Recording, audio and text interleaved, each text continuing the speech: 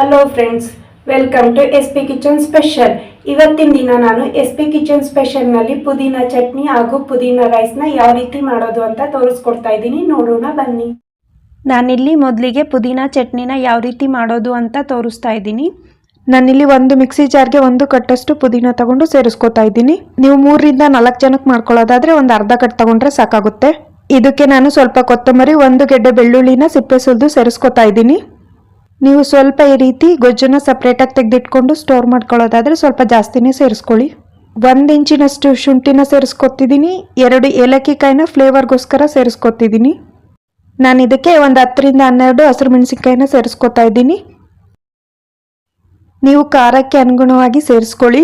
ಇದಕ್ಕೆ 1 ಟೀ ಸ್ಪೂನಷ್ಟು ಜೀರಿಗೆ, 1 ಟೀ ಸ್ಪೂನಷ್ಟು ಮೆಣಸನ್ನ ಸೇರಿಸ್ಕೊತಾ ಇದ್ದೀನಿ. ನಾನು ಇದಕ್ಕೆ ಸ್ವಲ್ಪ ನೀರನ್ನ ಸೇರಿಸಿ ಚಟ್ನಿ ರೂಪದಲ್ಲಿ ರುಬ್ಕೋತಿದ್ದೀನಿ. ಜಾಸ್ತಿ ನೀರನ್ನ ನೀವು ಸೇರ್ಕೊಳ್ಳೋಕೆ ಹೋಗ್ಬೇಡಿ. ಈ ರೀತಿ ಚಟ್ನಿ ಅದಕ್ಕೆ ಬಂದರೆ ಸಾಕಾಗುತ್ತೆ. ಜಾಸ್ತಿ ನೀರನ್ನ ಸೇರಿಸ್ಕೊಂಡು ತೆಳ್ಳಗೆ ಮಾಡ್ಕೋಬಾರ್ದು. ಈ ರೀತಿ ಚಟ್ನಿ ಅದಕ್ಕೆ ಬಂದರೆ ಸಾಕಾಗುತ್ತೆ.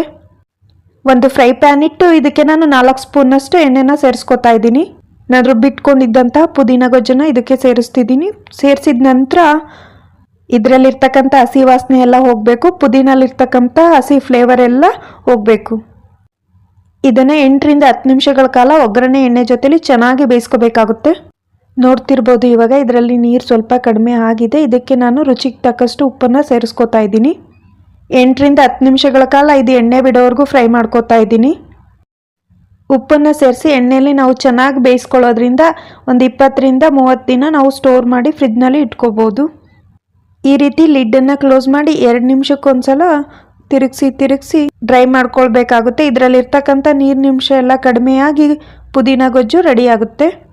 ಈ ರೀತಿ ಡ್ರೈ ಆಗಿ ಪುದೀನ ಗೊಜ್ಜು ಮಾಡ್ಕೊಳ್ಳೋದ್ರಿಂದ ಹಸಿ ವಾಸನೆ ಎಲ್ಲ ಕಂಪ್ಲೀಟಾಗಿ ಹೊರಟೋಗಿರುತ್ತೆ. ಈ ರೀತಿ ಪುದೀನ ಗೊಜ್ಜನ್ನ ಮಾಡಿಟ್ಕೊಂಡ್ರೆ 10 ನಿಮಿಷದಲ್ಲಿ ಮಕ್ಕಳಿಗೆ ಲಂಚ್ ಬಾಕ್ಸ್ನ ರೆಡಿ ಮಾಡಿ ಕೊಡ್ಬೋದು. ಮನೆಗೆ ಯಾರಾದರೂ ದಿಢೀರಂತ ಗೆಸ್ಟ್ ಬಂದಾಗಲೂ ನಾವು ಇದನ್ನು ಮಿಕ್ಸ್ ಮಾಡಿ ಕೊಡ್ಬೋದು. ನಾನಿಲ್ಲಿ ಪುದೀನ ಗೊಜ್ಜನ್ನ 10 ನಿಮಿಷಗಳ ಕಾಲ ಬೇಯಿಸ್ಕೊಂಡಿದ್ದೀನಿ. ಇವಾಗ ಇದನ್ನು ತಣ್ಣಗಾಗಲಿಕ್ಕೆ ಬಿಟ್ಟು ನಾನು ಈ ಗೊಜ್ಜನ್ನ ಒಂದು ಬೌಲಲ್ಲಿ ತೆಗೆದಿಟ್ಕೊತಿದ್ದೀನಿ. ನಾನಿಲ್ಲಿ ಪುದೀನ ರೈಸ್ನ ಯಾವ ರೀತಿ ಮಾಡೋದು ಅಂತ ನೆಕ್ಸ್ಟು ತೋರಿಸ್ತಾ ಇದ್ದೀನಿ.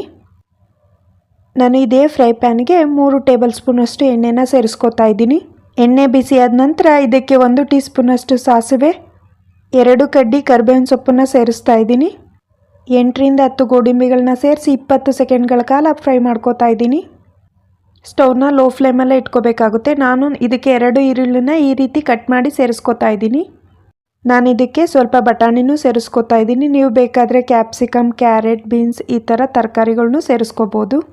ರುಚಿಗೆ ತಕ್ಕಷ್ಟು ಉಪ್ಪನ್ನು ಸೇರಿಸ್ತಿದ್ದೀವಿ. ನಾವು ಆಲ್ರೆಡಿ ಪುದೀನ ಗೊಜ್ಜಿಗೆ ಉಪ್ಪನ್ನು ಸೇರಿಸಿರೋದ್ರಿಂದ ಇಲ್ಲಿ ಸ್ವಲ್ಪ ನೋಡಿಕೊಂಡು ಸೇರಿಸ್ಕೋಬೇಕಾಗುತ್ತೆ. ಈ ರೀತಿ ಎಣ್ಣೆಯಲ್ಲಿ ಈರುಳ್ಳಿ ಮತ್ತು ಬಟಾಣಿ ಸಾಫ್ಟ್ ಆದ ನಂತರ ನಾನು ಇದಕ್ಕೆ 1 ಟೊಮೆಟೊನ ಸೇರಿಸ್ಕೊತಾ ಇದ್ದೀನಿ. ಲಿಡ್ಡನ್ನು ಕ್ಲೋಸ್ ಮಾಡಿ ಈ ರೀತಿ ಈರುಳ್ಳಿ ಟೊಮೆಟೊನ ಬೇಯಿಸ್ಕೊಂಡ್ರೆ ಈರುಳ್ಳಿ ಟೊಮೆಟೊ ಚೆನ್ನಾಗಿ ಬೇಯುತ್ತೆ. ಈ ರೀತಿ ಬೆಂದ ನಂತರ ನಾವು ಇದಕ್ಕೆ ಪುದೀನ ಗೊಜ್ಜನ್ನು ಸೇರಿಸಬೇಕಾಗುತ್ತೆ. ನಾನಿಲ್ಲಿ 2 ಟೇಬಲ್ ಸ್ಪೂನಷ್ಟು ಪುದೀನ ಗೊಜ್ಜನ್ನು ಸೇರಿಸ್ತಾ ಇದ್ದೀನಿ. ಈ ರೀತಿ ಸೇರಿಸಿದ ನಂತರ ಇದನ್ನು ಜಾಸ್ತಿ ಬೇಯಿಸೋ ಅವಶ್ಯಕತೆ ಇರೋದಿಲ್ಲ.